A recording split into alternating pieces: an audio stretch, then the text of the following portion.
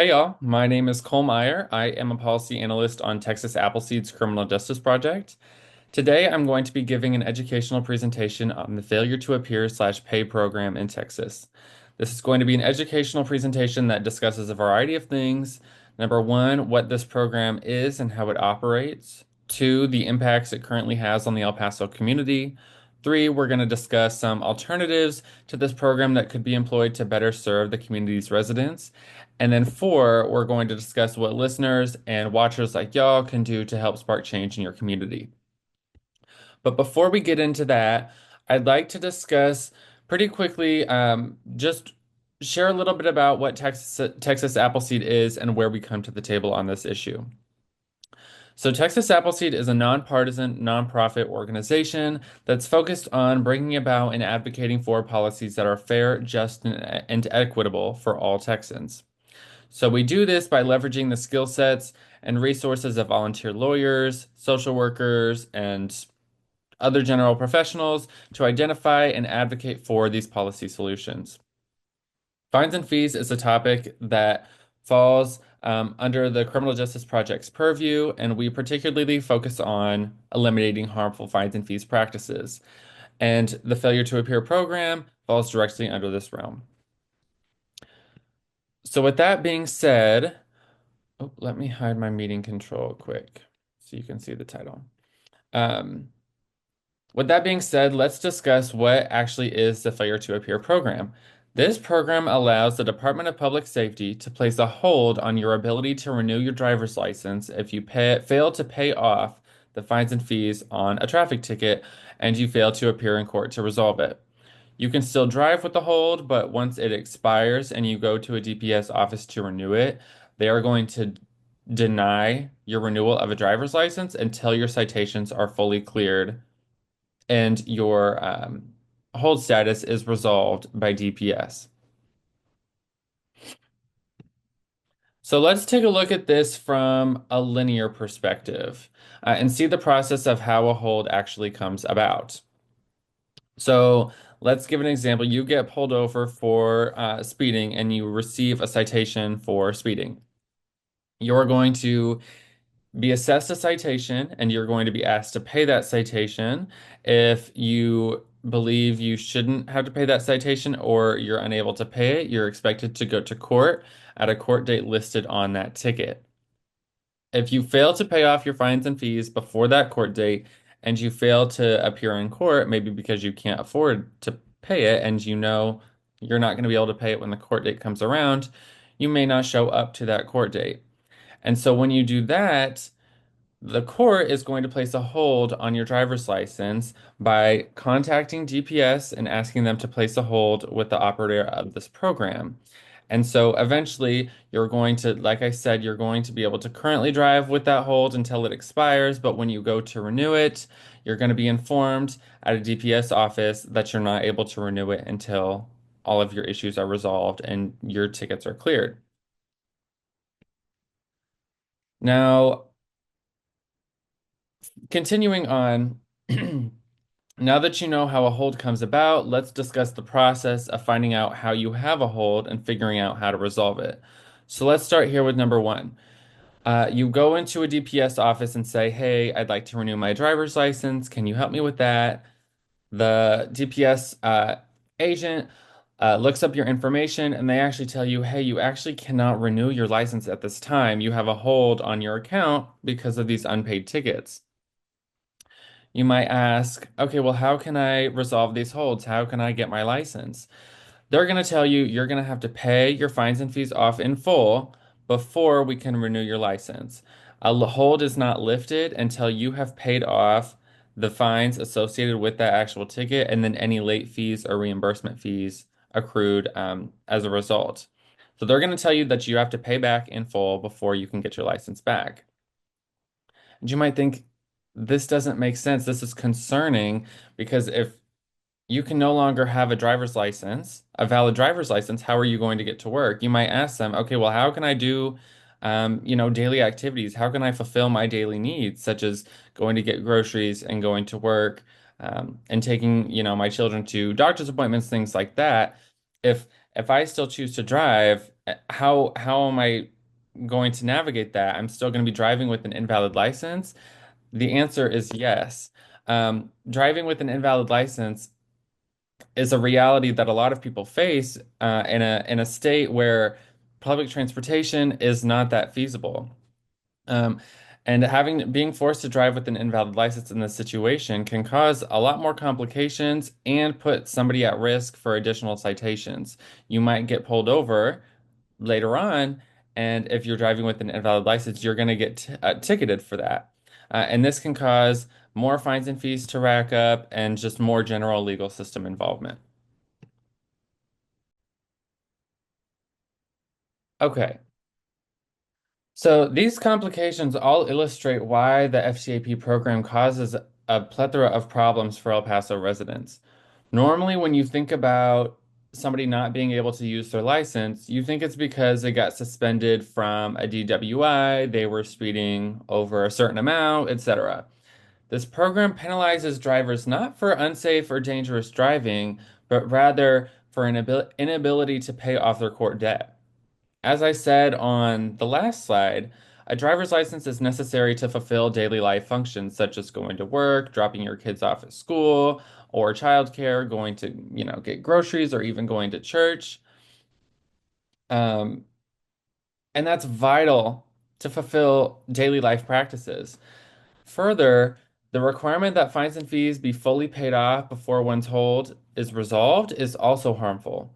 If someone can't pay their fine off right away, they may have to wait months or even years before they can get the money racked up in their savings account to be able to clear the ticket.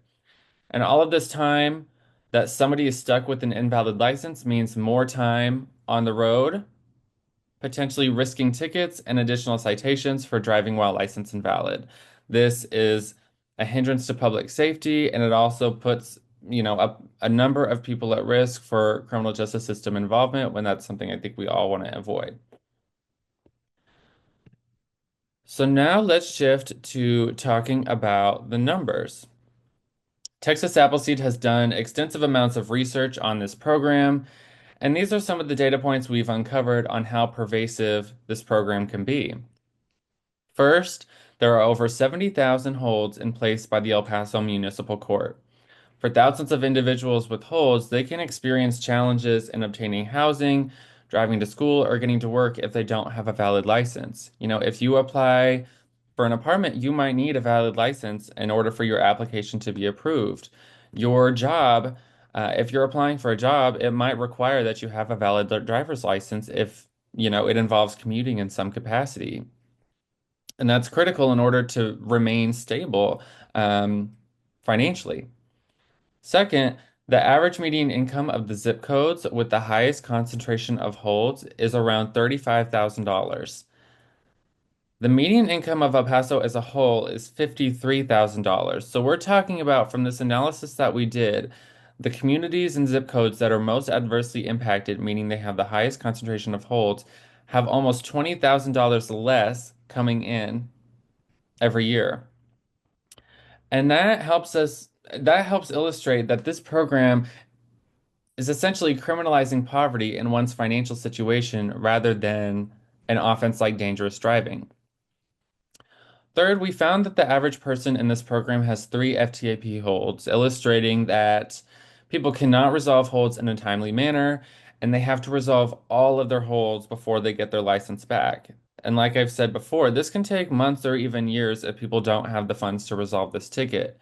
You might be able to save up your money for a month or two and resolve one of your holds, but that doesn't mean you're going to get your license back. If you have additional holds on your account, you're going to have to solve or resolve all of them before you're able to renew your driver's license. Lastly, it's been said by proponents of this program that sometimes that a driver's license hold is a less punitive alternative to issuing warrants. That is actually not true in El Paso. Class C and capious warrants are issued at much higher rates than the statewide average, meaning more people are potentially getting arrested and consequently getting entrenched in the legal system, all because of an inability to pay or afford their traffic tickets.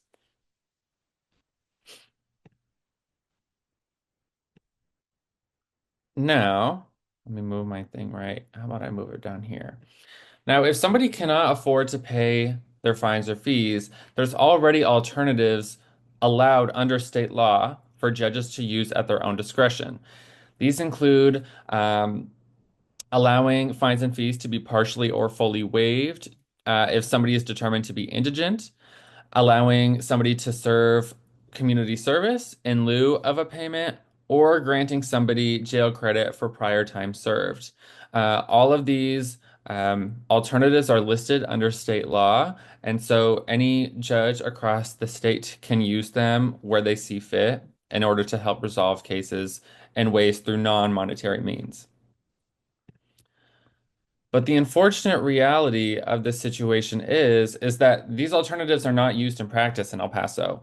So let's take a look here on the left side at this graph.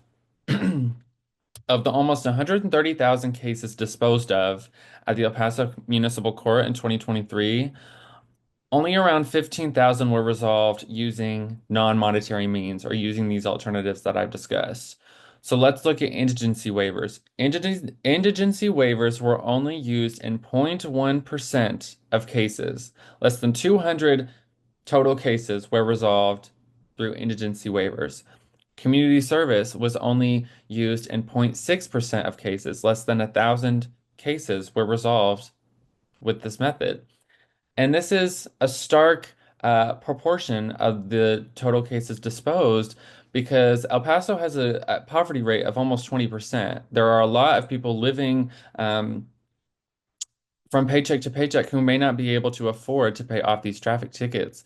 And there's alternatives already available to be used that allow somebody to hold themselves accountable without having to go into, financial debt to keep their license. Um, So yeah, let me go to the next slide here.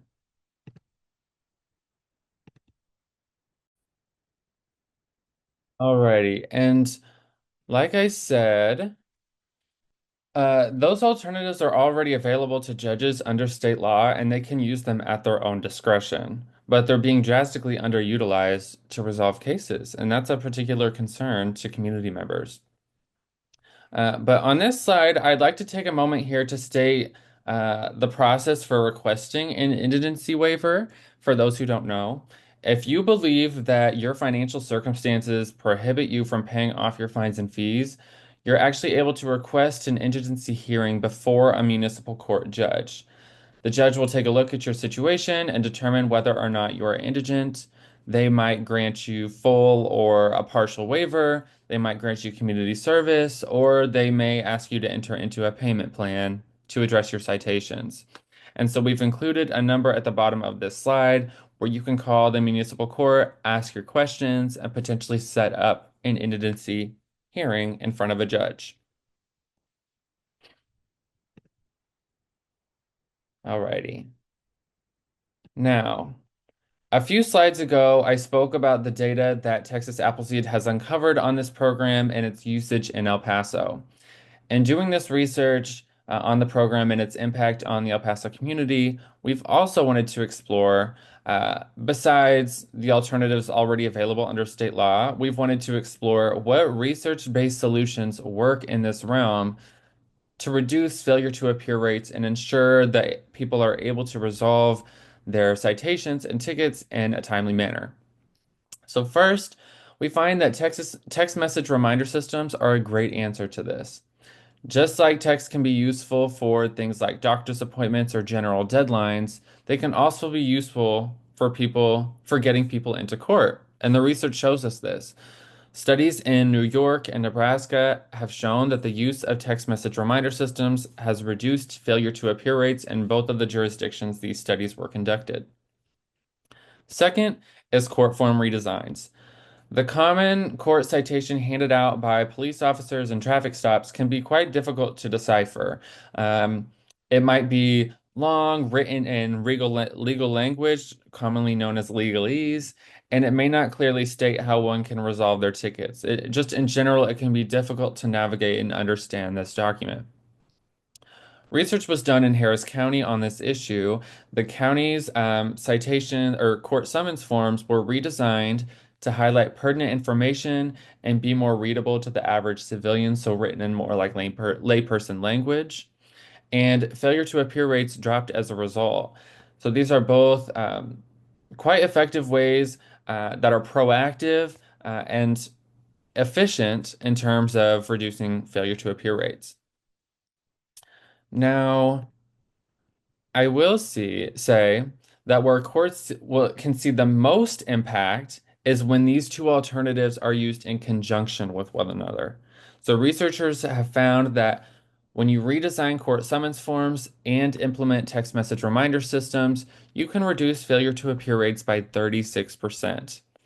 These are innovative strategies that prioritize readability and efficiency, and they meet court clients where they're at. They make it easier to understand how you can resolve your ticket if you can't pay, what strategies are there for you, where you need to go if you need to attend a court date, and it makes all of those pieces of information highlighted or bolded, especially at the top of documents, rather than mixed throughout or at the bottom, things like that.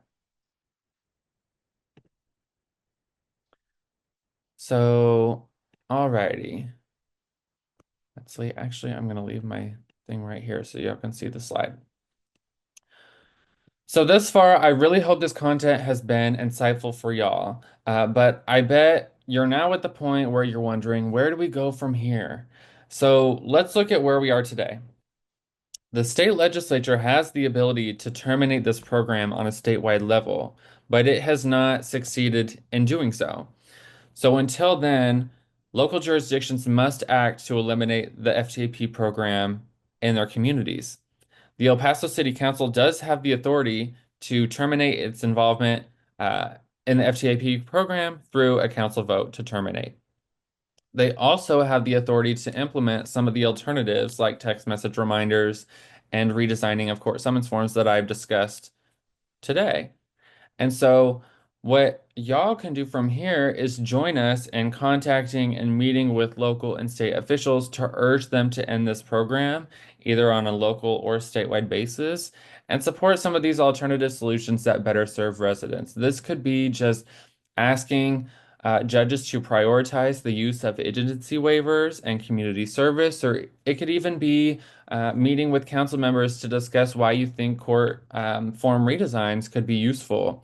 If you had a bad experience um, being able to understand, uh, a traffic ticket that you were given, there's room for conversation to discuss that with a city council member. So on this next slide are the names of the judges and city council members in El Paso. If you've been in front of a judge trying to deal with a traffic ticket, and you want to express your discontent with this program, we urge you to give their office a call. There is a link at the bottom left here where you can get each judge's contact information. If one of these names is familiar to you, you can go to that link and find the phone number to call that judge's office. Additionally, there are 8 city council districts and then the mayor's office who can be contacted at the local level. There's numerous city council members running for mayor, and there's other city council members running for re-election. So you can visit this link to find out who represents you and see how each office could be contacted. See what their thoughts are as they're running for re-election or running to be a leader for the city. What are they going to do to help ensure that people are not entrenched in a system all because of an inability to pay off their court debt? Now, on this slide are the names of the state representatives and senators who can play a role in terminating this program on a statewide level. Everybody listening has Senator Blanco as their state senator, but depending on where you live in the El Paso region, you may have different representatives. And so there's a link at the bottom of this page that takes you to a Find My Representative website from the Texas legislature. You can see who your state representative is, figure out what their contact information might be, and then you're able to contact them through there, whether that's by mail or phone or email.